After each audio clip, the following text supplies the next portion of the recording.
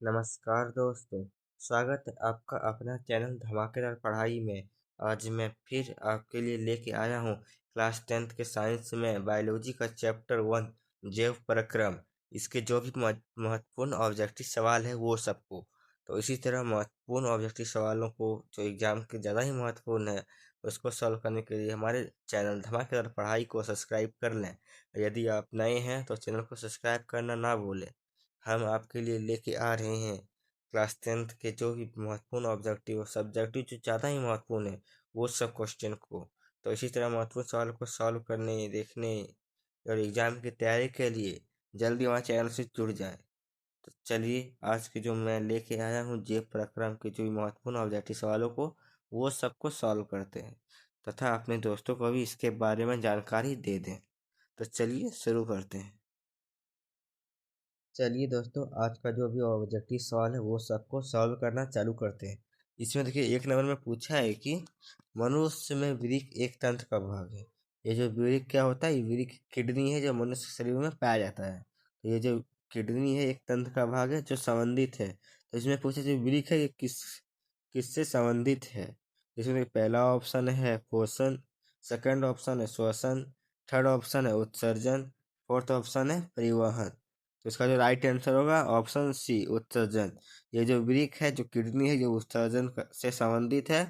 तो उत्सर्जन है कि किसी भी गंदगी को बाहर निकालना, या फिर जो वृक्क का काम क्या है, खून खून में जो गंदगी है उसको वो साफ करता है। तो इसीलिए एक उत्सर्जन का काम करता है, यानी खून से गंदगी को वो बाहर निकालता है। तो चलिए देखते हैं सेकंड क्वेश्चन को। सेकंड क्वेश्चन में पूछा है कि पादप में जाइलम उत्तरदायी है। तो देखिए पादप में दो प्रकार की पाया जाता है, एक जाइलम होता है एक फ्लोएम होता है। तो इसमें जो पूछा है कि जाइलम का क्या कार्य है, यानी कि जाइलम उत्तरदायी है किस लिए, कि उसमें क्या पौधों में जाइलम का क्या कार्य है। जैसे कि पहला ऑप्शन है जल का वाहन, सेकंड ऑप्शन है भोजन का वाहन, थर्ड ऑप्शन है अमीनो अम्ल का वाहन, फोर्थ ऑप्शन है ऑक्सीजन का वाहन। तो ये जो जाइलम है ये किसका कार्य है, जल का वाहन करना। यानी कि जल को जो पौधे का जो पूरा शरीर है वहां तक, यहाँ से वहां, मतलब उसको पहुंचाने का काम है। हर पौधे के हर भाग तक पहुंचाने का काम है जल को। जो एक जो फ्लोएम होता है, फ्लोएम, इसका कार्य क्या है, इसका काम है भोजन का वहन। ये जो पौधे के पूरा शरीर है वहाँ पूरा शरीर तक उसको भोजन को पहुंचाता है, तो वो फ्लोएम का काम है। और जल जाइलम का काम क्या है, जल को यहाँ से वहां पहुंचाना पूरा पौधे के पूरा शरीर में। तो चलिए देखते हैं तीसरा क्वेश्चन को। तीसरा क्वेश्चन में पूछा है कि सपोषी पोषण के लिए आवश्यक है। तो मैं बता दूं कि सपोषी पोषण ऐसे पोषण होते हैं जो जो भी जीव जंतु है वो खुद से ही अपना भोजन बनाकर खुद खाते हैं। तो और जिसे हुआ मनुष्य, तो मनुष्य एक है परपोषी पोषण है, क्योंकि मनुष्य जो है वो पेड़ पौधों पर आश्रित रहते हैं कि वो फल देगा तब हम उसे खाएंगे, या फिर वो खेती किए तो खेत में जब धान चावल हुआ तब वो उसको वो घर में पका कर खाते हैं। तो इसीलिए जो मानव जाति है वो है परपोषी पोषण में आता है। और इसमें पूछा कि स्वपोषी पोषण के लिए आवश्यक है। तो इसमें देखिए जो स्वपोषी पोषण जो है ये पेड़ पौधे करते हैं जो खुद अपने से भोजन बनाकर खुद खाते हैं।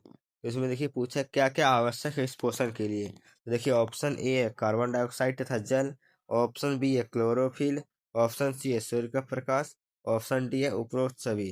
तो इसमें देखिए इसमें इसका सही आंसर होगा ऑप्शन डी उपरोक्त सभी। ये जो सपोषी पोषण है उसके लिए आवश्यक है कार्बन डाइऑक्साइड भी है, जल भी आवश्यक है, क्लोरोफिल भी और सूर्य का प्रकाश भी।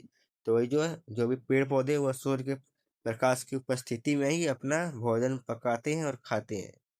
और और जो पौधे की जो पत्ती होती है उसमें ही क्लोरोफिल पाई जाती है, और उससे कार्बन डाइऑक्साइड वायुमंडल से मिल जाता है, और वो जल जो है वह धरती से अपने जड़ों द्वारा वो प्राप्त कर लेते हैं। तो इन सब चीज की उपस्थिति में वो सब पोषी पोषण विधि का पोषण से पोषण करता है। चलिए देखते हैं अगले क्वेश्चन को। क्वेश्चन नंबर 4 में पूछा है कि पायरुवेट के विखंडन से यह का कार्बन डाइऑक्साइड जल तथा ऊर्जा देता है। तो यह क्रिया कहाँ होती है। तो इसमें जो पूछा है पायरुवेट, जो एक पायरुवेट है इसका विखंडन करने पर यह जो है विखंडन करने पर यह कार्बन डाइऑक्साइड जल तथा ऊर्जा देती है। लेकिन जो पूछा ये जो गतिविधि कहाँ होती है, तो इसमें ऑप्शन ए है कोशिका द्रव्य, ऑप्शन बी है माइटोकॉन्ड्रिया, ऑप्शन सी है हरित लवक, ऑप्शन डी है केंद्रक। तो इसका राइट आंसर होगा ऑप्शन बी माइटोकॉन्ड्रिया।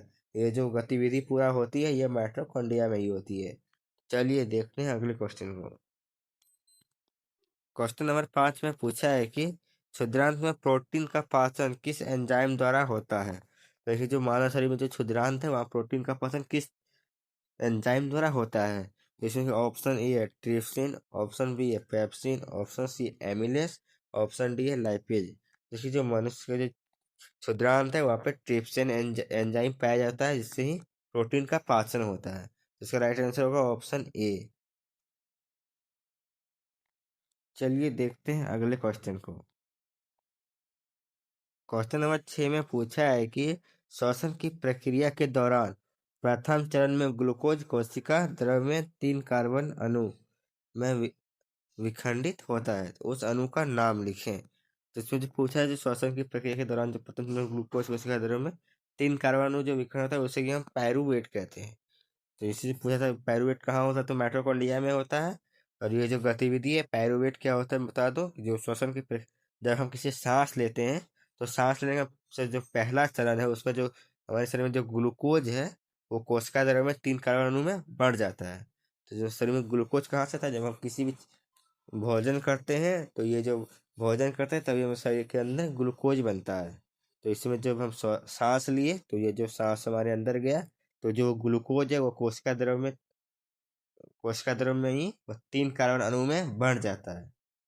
तो इस जो अब पूछा है जो बढ़ता है तो अणु का क्या नाम है, तो इसको पायरूवेट कहते हैं। तो 6 का आंसर होगा ए, ऑप्शन ए होगा राइट आंसर है पायरूवेट। चलिए देखते हैं अगले क्वेश्चन को। क्वेश्चन नंबर 7 में पूछा है कि मानव के हृदय मनुष्य का हृदय कितने कोष्ठों में बटा होता है। तो जो पूछा है जो मानव का जो हार्ट है दिल वह कितने कोष्ठों में बटा होता है। ऑप्शन ए है 2, ऑप्शन बी है 4, ऑप्शन सी है 3, ऑप्शन डी है 5। तो इसका राइट आंसर होगा ऑप्शन बी 4। ये जो मनुष्य का जो हृदय है वो 4 कोष्ठों में बटा होता है। 4 कोष्ठ का नाम मैं बता देता हूँ। एक होता है बायां अलिंद, दूसरा दायां अलिंद, और फिर थर्ड होता है बायां निलय और दायां निलय। तो इसमें चारों का नाम मैं बता दिया हूँ। तो जो मनुष्य का हृदय हुआ 4 कोष्ठों में बटा होता है। सर राइट आंसर बी होगा। चलिए देखते हैं अगले क्वेश्चन को। क्वेश्चन नंबर 8 में पूछा है कि पादप में फ्लोएम उत्तरदायी है। अब मैंने पहले क्वेश्चन था क्या पूछा था उसमें कि जाइलम उत्तरदायी है, इसमें पूछा है फ्लोएम उत्तरदायी है। तो तभी मैंने आंसर आपको बता दिया था। इसमें देखिए पूछा ऑप्शन दिया ए में जल का वाहन, दूसरा ऑप्शन है भोजन का वाहन, तीसरा ऑप्शन है अमीनो अम्ल का वाहन, चौथा ऑप्शन है ऑक्सीजन का वाहन। उसका राइट आंसर होगा ऑप्शन बी भोजन का वाहन। जो फ्लोएम है वो भोजन का ही वहन करता है। तो यहाँ थोड़ा गलत लिखा गया है, वो वाहन होगा। वाहन मतलब होता है कि भोजन को यहाँ पौधे के हर पार्ट तक पहुंचाने की जो गतिविधि है उन्हें वाहन कहते हैं। तो चलिए देखते हैं अगले क्वेश्चन को। क्वेश्चन नंबर 9 में पूछा है कि मानव रक्त में उपस्थित यूरिया की सामान्य मात्रा क्या होती है। तो जो मानव रक्त मानव के जो खून है उसमें कुछ मात्रा में यूरिया होती है, इसकी जो मात्रा है वो पूछा है। इसमें देखिए ऑप्शन ए है 100 मिलीग्राम, सेकंड ऑप्शन है 20 मिलीग्राम, थर्ड ऑप्शन है 30 मिलीग्राम, फोर्थ ऑप्शन है 40 मिलीग्राम। तो इसका जो राइट आंसर होगा ऑप्शन बी होगा 20 मिलीग्राम। जो मानव जो रक्त है उसमें 20 मिलीग्राम ही यूरिया पाई जाती है। तो चलिए देखते हैं अगले क्वेश्चन को। अगले क्वेश्चन में पूछा है कि मैग्नीशियम पाया जाता है, जैसे कि मैग्नीशियम कहाँ पाया जाता है पूछा है। तो इसमें ऑप्शन ए है क्लोरोफिल में, ऑप्शन बी है लाल रक्त कण में, ऑप्शन सी है वर्णी लवक में, फोर्थ चौथा ऑप्शन है श्वेत रक्त कण में। तो इसका जो राइट आंसर होगा ऑप्शन ए क्लोरोफिल में। ये जो मैग्नीशियम है वो पाया जाता है क्लोरोफिल में ही मैग्नीशियम पाया जाता है। चलिए देखते हैं अगले क्वेश्चन को। अगले क्वेश्चन में पूछा है कि प्रकाश संश्लेषण द्वारा किसकी प्राप्ति होती है। तो प्रकाश संश्लेषण किसकी प्राप्ति होती है, इसमें ऑप्शन ए है वसा, ऑप्शन बी है प्रोटीन, ऑप्शन सी है ग्लूकोज, ऑप्शन डी है प्रकाश। तो इसका राइट आंसर होगा ऑप्शन सी ग्लूकोज। प्रकाश संश्लेषण के बाद में ग्लूकोज की प्राप्ति होती है। ये जो प्रकाश संश्लेषण यह पौधों द्वारा होता है। और ग्लूकोज का मैं अनुसूत्र बता देता हूँ, C6H12O6 होता है ग्लूकोज के जो केमिस्ट्री में जो नाम है वो होता है C6H12O6। चलिए देखते हैं अगले क्वेश्चन को। तो क्वेश्चन नंबर 12 में पूछा है कि मत्स्य का मुख्य श्वसन अंग है। तो मत्स्य का मतलब बता दूं, मत्स्य का मतलब मछली होता है। मत्स्य किसको बोलते हैं? मछली को हम मत्स्य बोलते हैं। इसमें पूछा है कि मछली का जो मुख्य श्वसन अंग है, मछली कहाँ से सांस लेता है। तो इसमें देखिए ऑप्शन ए है त्वचा, ऑप्शन बी है फेफड़ा, ऑप्शन सी है गिल्स, ऑप्शन डी है नाक। तो ये जो मछली है सांस लेता है गिल्स से, यानी ऑप्शन सी इसका राइट आंसर होगा। गिल्स जो गल इसका जो हिंदी नाम होगा गलफड़ा भी बोल सकते हैं। तो जो मछली है सांस लेता है गिल्स यानी कि गलफड़ा से। ऑप्शन में गलफड़ा भी दे सकता है। तो कुछ भी रहेगा ऑप्शन, आपको एग्जाम के लिए पूरी तरह से तैयार होकर जाना है, ताकि एग्जाम की जब सामना आपसे हो तो एग्जाम हार जाए आप नहीं। तो चलिए देखते हैं अगले क्वेश्चन को। क्वेश्चन नंबर 13 में पूछा है कि रेजिन एवं गोंद कहाँ संचित रहता है।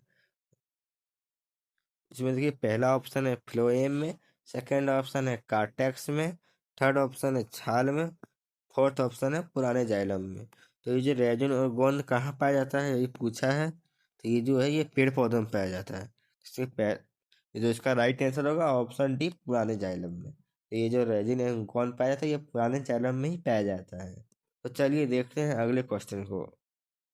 क्वेश्चन नंबर 14 में पूछा है कि निम्नलिखित में कौन उत्सर्जी अंग है। तो उत्सर्जी अंग मतलब उत्सर्जन करने वाला अंग, यानी किसी गंदगी को साफ करना या शरीर से बाहर करने वाला है गंदगी को, तो उस अंग को उत्सर्जी अंग कहते हैं। इसमें पूछा कि उत्सर्जी अंग कौन सा है। तो ऑप्शन ए है वृक्क, ऑप्शन बी है अग्न्याशय, ऑप्शन सी है आँख, ऑप्शन डी है कोई नहीं। तो इसका जो राइट आंसर होगा ऑप्शन ए वृक्क। वृक्क का इंग्लिश होता है किडनी। जो किडनी है वो गंदे खून को साफ करता है, यह एक उत्सर्जी अंग है। तो ये था हम लोग के जो आज का था लास्ट क्वेश्चन था। इसी तरह जो महत्वपूर्ण ऑब्जेक्टिव सवाल है उसको सॉल्व करने के लिए चैनल को सब्सक्राइब कर लें, और यदि आप नए हैं तो ज़रूर सब्सक्राइब करें। और अपने दोस्तों को भी सूचित कर दें कि एग्ज़ाम से उसको डर लग रहा है, कि एडमिट कार्ड तो आप लोग को मिल गया होगा। तो आप लोग को 3 फरवरी से एग्ज़ाम है। तो इसी तरह एग्ज़ाम की प्रिपरेशन के लिए जल्दी में चैनल को सब्सक्राइब करें। तो चलिए मिलते हैं अगले वीडियो में। और आपको यदि कहीं भी डाउट हुआ हो तो पूछ लीजिएगा कमेंट में, कमेंट बॉक्स आपके लिए खुला है। तो किसी ठिकाना नहीं है, खोल के कमेंट करें, कैसा लगा हो लाइक ठोक दें। तो चलिए मिलते हैं अगले वीडियो में।